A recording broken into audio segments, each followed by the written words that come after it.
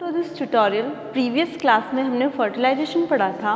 तो फर्टिलाइजेशन और double fertilisation दोनों के बारे में थोड़ा ब्रीफ में एक बार फिर से बता देती हूँ कि फर्टिलाइजेशन की खोज किसने की थी? स्ट्रासबर्गर ने। फर्टिलाइजेशन की खोज किसने की? स्ट्रासबर्गर ने। और डबल फर्टिलाइजेशन की खोज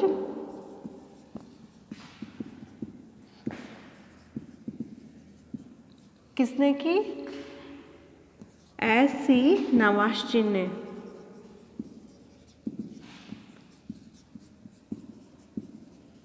और सिनगेमी की खोज किसने की?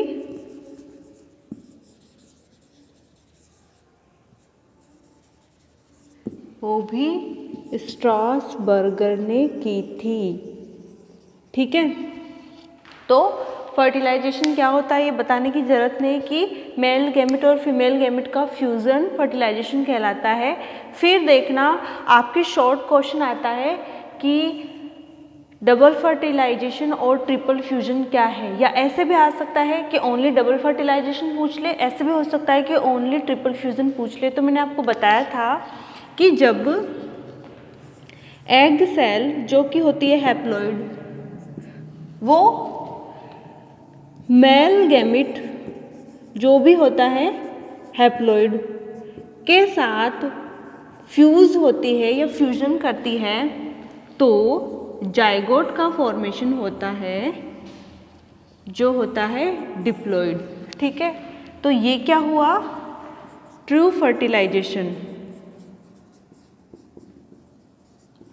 एंड जब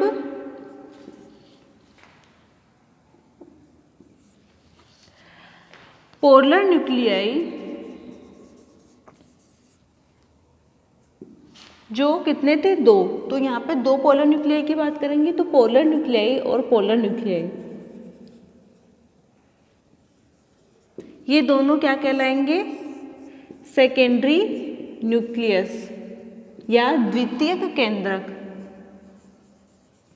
तो ये भी क्या होंगे? Haploid haploid. ठीक है, ये किसके साथ फ्यूज होंगे? एक मेल गैमेट के साथ संलयित होंगे जो होता है हैप्लॉइड। तो जब ये फ्यूज होंगे, संलयन दर्शाएंगे, तो क्या बनेगा? Primary endosperm nucleus. अब देखो, जब दो पोलर न्यूक्लियाई जिन्हें मैं बोल सकती हूँ सेकेंडरी न्यूक्लियस, एक हैप्लॉइड मेल गैमेट के साथ फ्यूज होके एक ट्रिप्लॉइड स्ट्रक्चर का निर्माण करते हैं जिसे कहते हैं प्राइमरी एंडोस्पर्म, तो ये कहलाता है ट्रिपल फ्यूजन। ट्रिपल फ्यूजन कैसे कहलाया? कि तीन हैप्लॉइड न्यूक्लियस इसमें फ्यूज हो रहे हैं और ट्रिप्लॉइड स्ट्रक्चर का निर्माण हो रहा है, इसलिए इसे ट्रिपल फ्यूजन कहते हैं। और ट्रू फर्टिलाइजेशन और ट्रिपल फ्यूजन को बोलते हैं डबल फर्टिलाइजेशन। इन दोनों को क्या बोलेंगे? Double fertilisation. तो आपकी शॉर्ट नोट ऐसे आता है कि डबल फर्टिलाइजेशन को समझाइए। तो इसमें ट्रू फर्टिलाइजेशन और ट्रिपल फ्यूजन जब कंबाइन में होते हैं तो इससे बोलते हैं डबल फर्टिलाइजेशन। और एंजियोस्पर्म्स की खोज एस.सी. नवाश्चिन ने की थी और सिनगेमी की खोज स्ट्रासबर्गर ने की थी।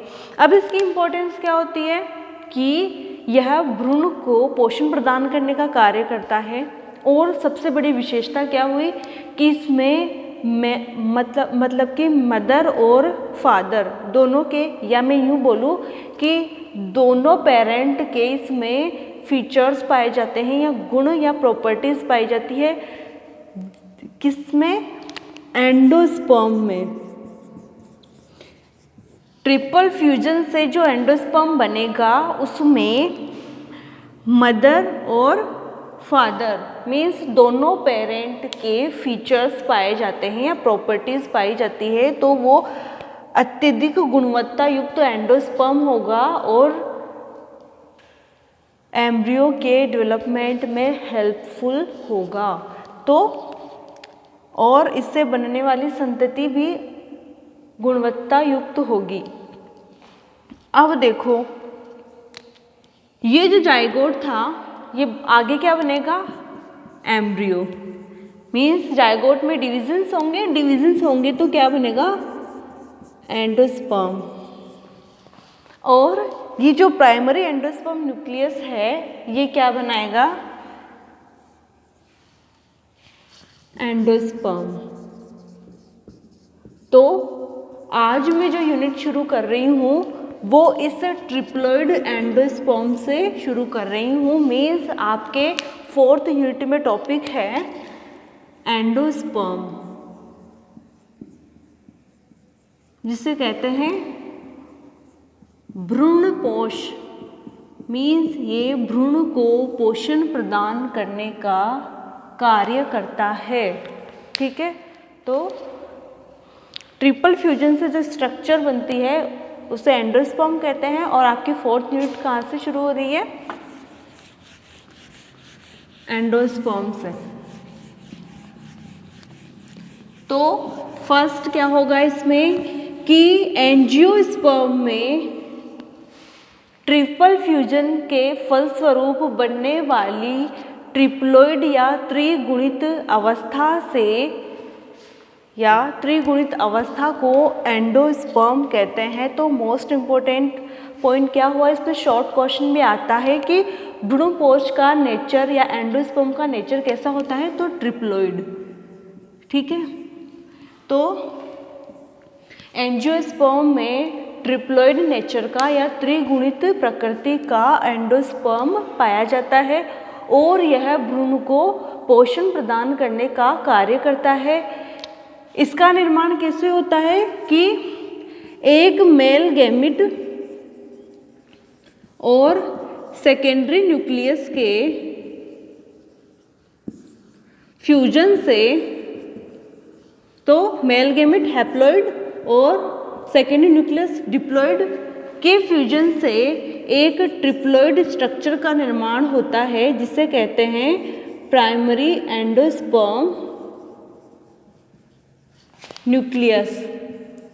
और इससे आगे जाके एंडोस्पर्म का निर्माण होता है। तो ट्रिप्लॉइड से ट्रिप्लॉइड ही एंडोस्पर्म का निर्माण होगा और यह ट्रिप्लॉइड एंडोस्पर्म भ्रूण को पोषण प्रदान करने का कार्य करता है। अब देखना कि जो ये एंडोस्पर्म होता है, जो भ्रूण को या एम्ब्रियो को पोषण प्रदान करने का कार्य करता है, इस एंडोस्पर्म में या कुछ सीड्स की बात करें, कंपेयर करें कि सीड्स जिनमें एंडोस्पर्म पाया जाता है, तो सीड्स में या बीजों में भ्रूणपोष की उपस्थिति एवं अनुपस्थिति के आधार पर बीजों को 2 भागों में डिवाइड किया गया है।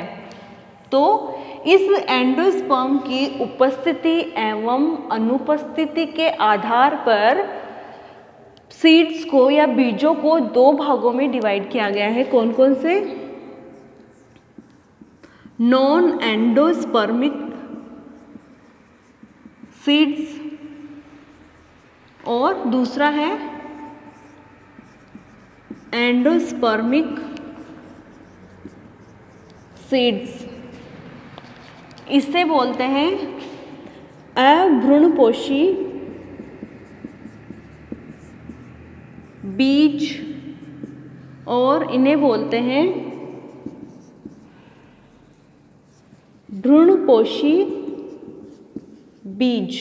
ठीक है, तो नॉन एंडोस्पर्मिक सीड्स वो होते हैं जिनमें एंडोस्पर्म अनुपस्थित होता है। तो नॉन एंडोस्पर्मिक सीड्स वे सीड्स होंगे जिनमें एंडोस्पर्म अनुपस्थित हो जाता है। क्यों होता है? क्योंकि जो वृद्धि कर रहे एम्ब्रियोज होते हैं या परिवर्धनशील भ्रूण द्वारा या डेवलपिंग एम्ब्रियो द्वारा इसका कंप्लीट यूज़ कर लिया जाता है, या मैं सिंपल वर्ड्स में बोलूँ तो जो परिवर्धन करता हुआ एम्ब्रियो होता है वो इसको पोषण के रूप में ख़त्म कर देता है या उसको एब्जॉर्व कर लेता है, अवशोषण कर लेता है, इसलिए इनमें भ्रूणपोष खत्म हो जाता है। इसलिए भ्रूणपोष नहीं होगा तो उन बीजों को बोलेंगे अभ्रूणपोषी बीज कहते हैं। तो सिंपल वर्ड्स में नॉन एंडोस्पर्मिक सीड्स वे सीड्स होंगे जिनमें परिवर्धनशील भ्रूण द्वारा या डेवलपिंग एम्ब्रियो द्वारा एंडोस्पर्म का पूरी तरह उपयोग कर लिया जाता है। तो इनमें भ्रूणपोष खत्म हो जाता है या बहुत ही ज़्यादा कम हो जाता है, इसलिए इन्हें नॉन एंडोस्पर्मिक सीड्स कहते हैं। और इसका एग्जाम्पल है मटर, चना, सेम आदि। मीन्स मटर, चना, सेम आदि में जो सीड्स होंगे उन्हें बोलेंगे, या इनके जो सीड्स होंगे उन्हें नॉन एंडोस्पर्मिक सीड्स कहेंगे, क्योंकि जो उनके भ्रूण होते हैं वो परिवर्धन होते होते उस एंडोस्पर्म को ख़त्म कर देते हैं, जिससे उनमें भ्रूणपोष खत्म हो जाता है, इसलिए इन्हें नॉन एंडोस्पर्मिक सीड्स कहते हैं।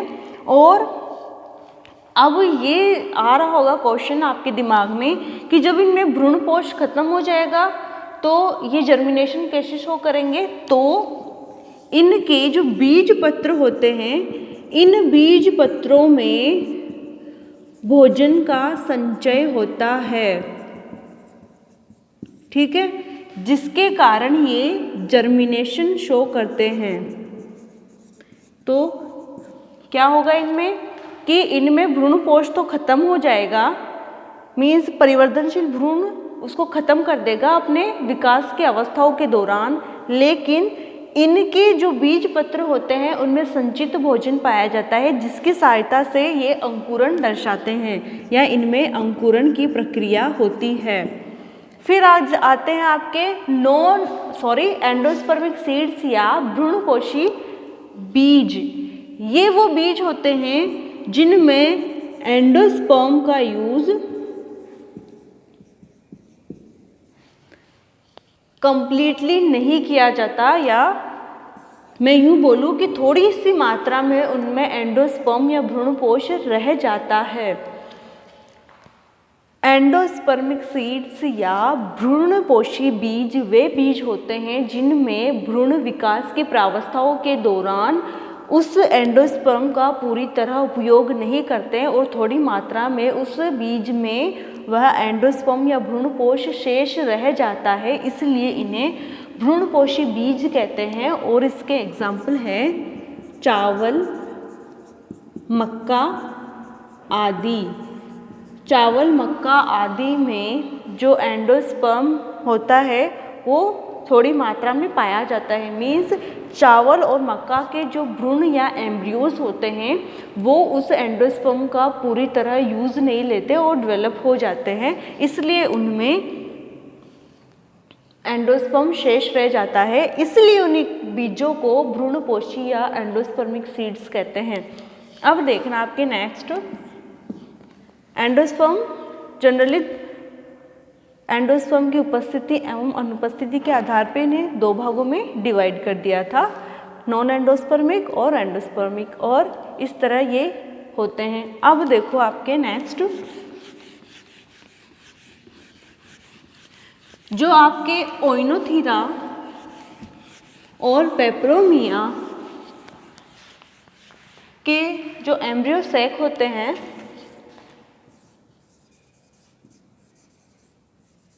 एंड ये इम्पोर्टेंट है कंपटीशन के लिए, इनके जो एम्ब्रियो सैक होते हैं इनमें जो एंडोस्पर्म होता है वो होता है डिप्लॉयड एंड 9n। तो कैसे होंगे, तो मैंने आपको जब एम्ब्रियो सैक पढ़ाया था कि एम्ब्रियो सैक का डेवलपमेंट कैसे होता है, तो मैंने आपको बताया था कि जो ओइनोथीरा होता है उसमें जो पोलर न्यूक्लियाई होता है वो सिर्फ एक होता है। और जब ये पोलर न्यूक्लियाई एक होगा और एक मेल गैमेट इससे फ्यूज होगा तो जो एंडोस्पर्म बनेगा वो कौन सा बनेगा? डिप्लॉइड एम्ब्रियो एंडोस्पर्म बनेगा। ओइनोथेरा मीन्स जब मैं एम्ब्रियो सेक का डेवलपमेंट पढ़ा रही थी तो मैंने बताया था कि ओइनोथेरा में पोलर न्यूक्लियाई का निर्माण, ये जो पोलर न्यूक्लियाई होता है वो एक ही न्यूक्लियस बनाता है इस पोलर न्यूक्लियाई को, तो सिर्फ एक ही पोलर न्यूक्लियाई होता है। और जब ये एक पोलर न्यूक्लियाई एक मेल गैमेट के साथ फ्यूज होगा तो डिप्लॉइड एंडोस्पर्म का निर्माण करता है। और जब पेपरोमिया में जो पोलर न्यूक्लियाई होता है वो 8n होता है और जब ये एक मेल गैमेट्स के साथ फ्यूज होगा तो 9n एंडोस्पर्म का निर्माण होगा। ठीक है, फिर आता है आपके कि इस एंडोस्पर्म को 3 भागों में डिवाइड किया गया है जो उसकी उत्पत्ति के आधार पर, मीन्स उसकी एंडोस्पर्म किस तरह अरेंज होता है उसके आधार पर आपके एंडोस्पर्म को 3 भागों में डिवाइड किया गया है। तो 3 भाग कौन कौन से हैं? फर्स्ट है न्यूक्लियर एंडोस्पर्म, सेकंड है सेलुलर एंडोस्पर्म और थर्ड है हेलोबियल एंडोस्पर्म। तो आपके जो एंडोस्पर्म या भ्रूणकोश है उसे डिविजन्स के बेस पर या विन्यास के बेस पर 3 भागों में डिवाइड किया गया है, न्यूक्लियर, सेलुलर और हेलोबियल एंडोस्पर्म। तो हम पढ़ेंगे न्यूक्लियर एंडोस्पर्म। तो इसमें जो पोलर न्यूक्लियाई है या प्राइमरी एंडोस्पर्म न्यूक्लियस है, मैंने बताया था कि polar nuclei plus male gamete जब फ्यूज होंगे तो उनमें जो संरचना निर्मित होगी वो कौन सी होंगी? Primary endosperm nucleus. तो ये स्टेज यहाँ से शुरू होती है कि इसमें प्राइमरी एंडोस्पर्म न्यूक्लियस में फ्री न्यूक्लियर डिवीज़न होता है। मीन्स जब वो एम्ब्रियो सेक में होता है तब उसमें फ्री न्यूक्लियर डिवीजन्स होते हैं और जब फ्री न्यूक्लियर या मुक्त केंद्र की विभाजन होंगे किसमें? इस ट्रिप्लॉइड स्ट्रक्चर में, इस त्रिगुणित अवस्था में जिसे हम बोलते हैं प्राइमरी एंडोस्पर्म न्यूक्लियस। तो इसमें क्या होगा कि फ्री न्यूक्लियर डिवीज़न होगा। फ्री न्यूक्लियर डिवीज़न क्या होता है? मुक्त केंद्र की विभाजन, जिससे कई सारे डॉटर न्यूक्लियस बनेंगे, असंख्य डॉटर न्यूक्लियस बनेंगे। और ये डॉटर न्यूक्लियस जो एम्ब्रियो सेक की परिधि होती है, जैसे कि ये यहाँ पे ट्रिप्लॉइड प्राइमरी एंडोस्पर्म न्यूक्लियस था, अब इसमें हुए फ्री न्यूक्लियर डिवीजन्स। और जब ये फ्री न्यूक्लियर डिवीजन्स होते हैं तो ये असंख्य केंद्रक या असंख्य पुत्री केंद्रक का निर्माण होता है या डॉटर न्यूक्लियस का निर्माण हो जाता है। तो इस प्रोसेस को मैं डायग्राम की हेल्प से आपको समझाती हूँ। कंसिडर करो कि ये कोई एम्ब्रियो सेक है, तो ये जो इसमें कंडीशन है वो फर्टिलाइजेशन के बाद की है। ठीक है, तो आफ्टर फर्टिलाइजेशन एम्ब्रियो सेक में क्या क्या होगा वो देखना। यहाँ पे है डिप्लॉइड एम्ब्रियो, ठीक है, और यहाँ पे है ट्रिप्लोइड एंडोस्पर्म या ट्रिप्लोइड प्राइमरी एंडोस्पर्म न्यूक्लियस। अब जो ये ट्रिप्लोइड प्राइमरी एंडोस्पर्म न्यूक्लियस है, इसमें होंगे फ्री न्यूक्लियर डिवीजन, जिन्हें हिंदी में बोलते हैं मुक्त केंद्र की विभाजन। और इस एम्ब्रियो सेक में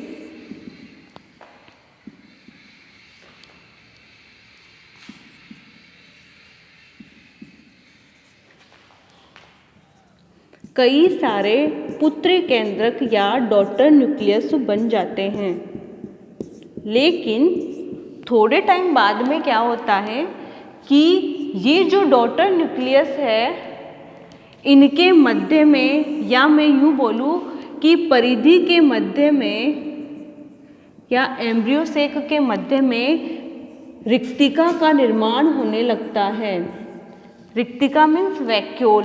तो जिसके कारण जो केंद्र या जो डॉटर न्यूक्लियस एम्ब्रियो सेक में बिखरी हुई अवस्था में थे, वो धीरे धीरे परिधि की ओर आने लग जाते हैं।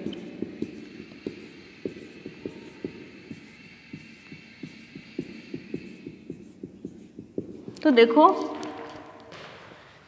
सॉरी, यहाँ पे एम्ब्रियो नहीं होगा, यहाँ पे होगा जायगोट। एम्ब्रियो तो डेवलपमेंट के दौरान वहाँ बनेगा, ठीक है। तो जो प्राइमरी एंडोस्पर्म न्यूक्लियस था, उसमें फ्री न्यूक्लियर डिविजन्स हुए। जब फ्री न्यूक्लियर डिविजन्स हुए तो असंख्य डॉटर न्यूक्लियस का निर्माण हुआ, जो एम्ब्रियो सेक में बिखरी हुई अवस्था में पाए जाते हैं। लेकिन थोड़े टाइम बाद में जो एम्ब्रियो सेक होता है, उसके मध्य में वैक्यूल या रिक्तिका का निर्माण होता है, जिससे जो डॉटर न्यूक्लियस है वो परिधि की ओर खिसक जाते हैं और धीरे धीरे इन डॉटर न्यूक्लियस के चारों ओर वॉल फॉर्मेशन या भित्ति का निर्माण होने लग जाता है और जो मध्य की जो रिक्तिका होती है वो खत्म हो जाती है। क्या होता है कि जब वैक्यूल का निर्माण होता है मध्य में, तो जो मध्य में जो केंद्रक थे वो परिधि की ओर खिसक जाते हैं और धीरे धीरे इस रिक्तिका की समाप्ति हो जाती है या ये रिक्तिका खत्म हो जाती है और जो पुत्री केंद्रक या डॉटर न्यूक्लियस परिधि की ओर थे, उनके चारों ओर वॉल फॉर्मेशन या भित्ति निर्माण की प्रक्रिया शुरू हो जाती है। और ये जो वॉल फॉर्मेशन होता है वो होता है सेंट्रीपिटल, मीन्स परिधि से केंद्रक की ओर।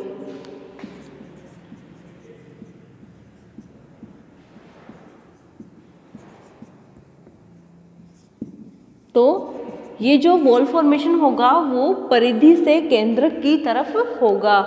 तो धीरे धीरे इसमें वॉल फॉर्मेशन हो जाता है और ये एम्ब्रियो सेक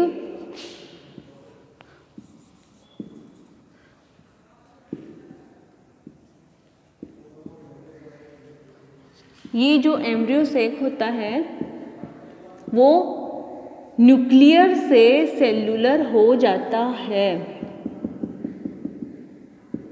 कैसे होगा कि जब इनमें वैक्यूल बनी थी तो डॉटर न्यूक्लियस परिधि की ओर आ गए थे और जब ये डॉटर न्यूक्लियस परिधि की ओर आ गए थे तो मध्य की जो रिक्तिका थी, वैक्यूल थी, वो खत्म हो गई थी और उसके बाद में जो डॉटर न्यूक्लियस थे उनके चारों ओर वॉल फॉर्मेशन हुआ या भित्ति का निर्माण हुआ, जो कैसा था, सेंट्रीपिटल, मीन्स परिधि से केंद्रक की तरफ उनके भित्ति का निर्माण होता है। और जो ये न्यूक्लियर अवस्था थी या केंद्र की अवस्था थी वो बाद में कोशिकीय अवस्था बन जाती है। मीन्स जब वॉल का फॉर्मेशन हो जाता है केंद्रक के चारों ओर तो वह कोशिकीय संरचना में चेंज हो जाता है, तो ये न्यूक्लियर से सेल्यूलर स्टेज में आ जाता है।